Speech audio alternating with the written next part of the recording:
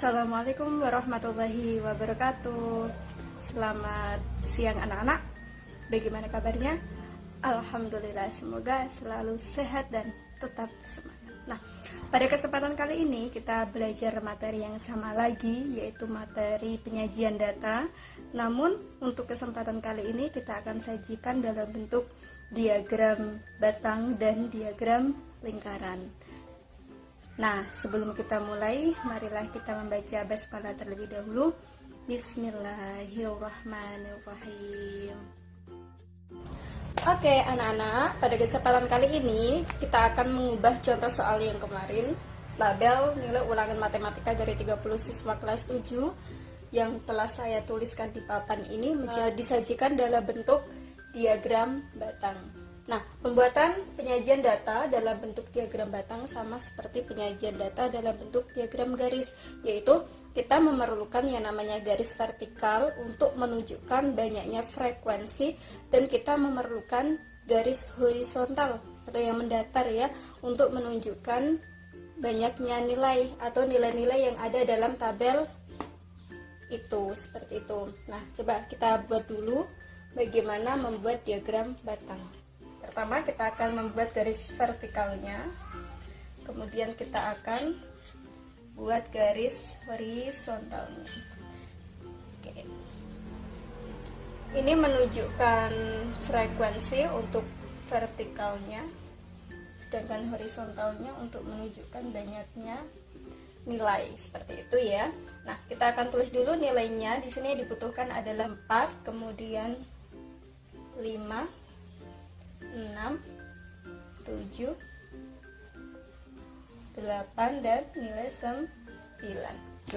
Kemudian untuk garis vertikalnya yang menunjukkan banyak frekuensi, kita antara frekuensi yang satu dengan frekuensi yang lain itu usahakan jaraknya selalu sama ya. Nah, di sini karena mulainya 2, maka saya ambil dari bilangan genap semua. Berarti ini dari 2, ini 4, ini 6, ini 8. Berarti 7 di mana? Oh, berarti di sini 7. Terus di sini 5, sini 3, sini 1. Seperti itu ya. Nah, kalau sudah, sekarang kita akan buat diagram batangnya. Yang pertama kita akan membuat diagram batang untuk banyaknya siswa yang mendapatkan nilai 4. Ada 2. Nah, bagaimana bentuknya? Kita gunakan penggaris biar lebih rapi. Berarti kita tunjukkan dari garis vertikalnya dulu, nilai 2 berarti di sini. Berarti kita akan buat diagram batang setinggi frekuensi 2 ini ya. Seperti ini. Maka yang mendapatkan nilai 4 itu ada 2 orang, seperti itu. Yang kedua, berapa siswa yang mendapatkan nilai 5? Oh, ada 7. Berarti 7 di mana? Di sini. Kita buat garisnya dulu.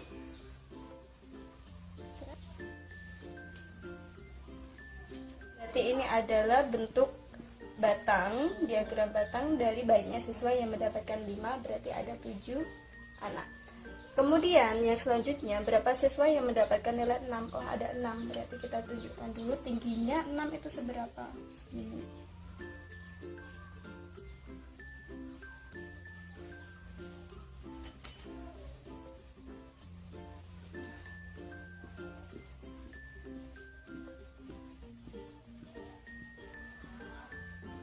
Kemudian banyaknya siswa yang mendapatkan nilai 7 ada 5 anak. Berarti kita tarik garis dulu.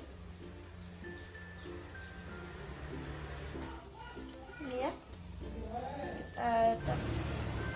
Dan banyaknya siswa yang mendapatkan nilai 8 ada 6 anak. Berarti setinggi ini sama.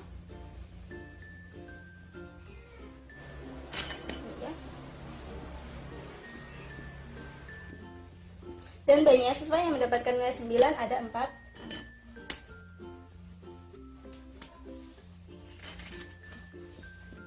Nah, inilah bentuk diagram batang dari suatu tabel nilai ulangan matematika 30 siswa kelas 7 MTS. Seperti ini. Sangat mudah ya.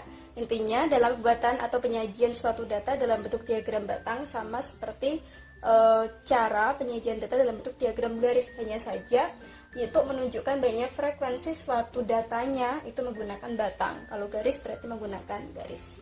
Cukup mudah, bisa dipahami ya. penyajian data yang selanjutnya itu adalah dalam bentuk diagram lingkaran. Nah, penyajian data dalam bentuk diagram lingkaran ada dua versi. Ada yang menggunakan versi derajat, berarti nanti pakai tanda lingkaran kecil di atas seperti ini. Namanya derajat, misal 30 derajat, berarti di sini derajatnya. Yang kita gunakan untuk pembuatan diagram lingkaran menggunakan derajat itu kita bisa menggunakan bantuan busur ya. Namun di sini Bu Umroh tidak menggunakan busur. Nanti kalian bisa kira-kira sendiri menggunakan busur kalian di rumah seperti itu. Kemudian yang kedua dengan menggunakan persen atau per 100 seperti itu. Nah, kita akan coba dulu. Yang pertama kita akan menggunakan derajat. Tanda seperti ini di atas. Nah, yang pertama kita akan tunjukkan dulu untuk yang mendapatkan nilai 4. Yang mendapatkan nilai 4 di sini, sebelum kita tunjukkan, kita jumlah dulu total frekuensi yang ada dalam tabel. Totalnya ada berapa? Ada 30. Nah, banyaknya siswa ini nanti kita gunakan untuk mencari derajat maupun persen dalam bentuk diagram lingkaran. Nah, untuk menunjukkan berapa derajat sih yang mendapatkan nilai 4, yang mendapatkan nilai 5, mendapatkan nilai 6, yang mendapatkan nilai 7, yang mendapatkan nilai 8, dan mendapatkan nilai 9, di sini itu selalu kita gunakan banyaknya frekuensi nilai-nilai tersebut, kita selalu bagi dengan total frekuensinya. Nah, kalau kita membuatnya dalam bentuk derajat berarti dikalikan 360 derajat.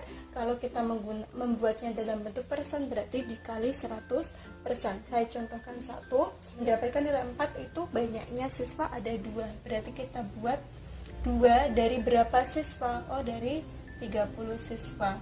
Karena kita buatnya dalam bentuk derajat berarti dikalikan 360 derajat. Berarti berapa? Kita coret-coret 36 dibagi 3 ada berapa? Ada 12. Berarti 2 kali 12 ada 24 derajat. Udah ya. Sekarang kita akan tunjukkan berapa derajat untuk siswa yang mendapatkan nilai 5. Nah, frekuensi siswa yang mendapatkan nilai 5 ada berapa? Ada 7. 7 ini dari berapa siswa? Dari 30 siswa, sehingga per 30 dikalikan berapa? 360 derajat. Kenapa dikalikan 360 derajat? Karena kita akan menyajikannya dalam bentuk derajat untuk diagram lingkarannya. Sehingga nilainya berapa? Ini otomatis sama semua ya, berarti ini 12, 7 kali 12 berapa? Derajat, seperti itu. Nah, sekarang kita akan menunjukkan banyaknya siswa yang mendapatkan nilai 6. Yang mendapatkan nilai 6 ada berapa? Ada 6 siswa. Dari berapa siswa? 30 siswa. Derajat ini dibagi 30, 12, 6 kali 12 itu adalah 72 derajat. Kemudian kita akan tunjukkan yang mendapatkan nilai 7. Ada berapa siswa yang mendapatkan nilai 7? 5. Berarti 5 per 30 kali 360 derajat. Coret-coret, ini 12. 5 kali 12 berarti ada 60 derajat. Kemudian kita akan mencari banyaknya siswa yang mendapatkan nilai 8. Ada berapa yang mendapatkan nilai 8? Berarti di sini ada 6 siswa. 6 per 30 dikalikan 360 derajat. Coret-coret. Ini masih 12. 6 kali 12 72 derajat. Berapa siswa yang mendapatkan nilai 9? Oh, ada 4 siswa, berarti 4 dari berapa? 30 siswa dikali 360 derajat, karena kita menyajikannya dalam bentuk derajat. Coret-coret, ini 12, 4 kali 12, 48 derajat. Setelah kita mendapatkan berapa derajat untuk masing-masing nilai, kita akan buat diagram lingkarannya ya. Ini adalah bentuk lingkarannya. Nah, sekarang kita akan mencari berapa derajat. 24 derajat itu kira-kira seberapa? Kalau kita tahu bentuk siku-siku itu kan totalnya 90 derajat. ya kan? Berarti kalau 24 derajat kurang lebih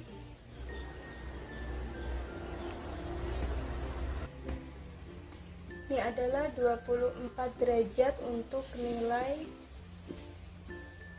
4. Kemudian 84 derajat berarti seberapa? Kalau 90 derajat sekian, berarti kalau 84 kurang lebih sekian. Ya.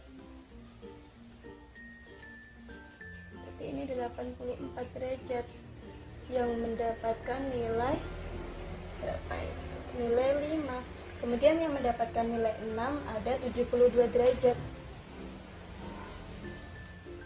72 derajat yang mendapatkan nilai 6. Kemudian yang mendapatkan nilai 7 ada 60 derajat.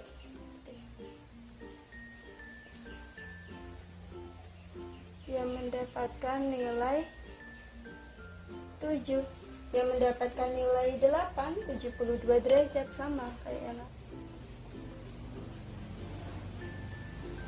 48 derajat, ini 72 derajat. Yang mendapatkan nilai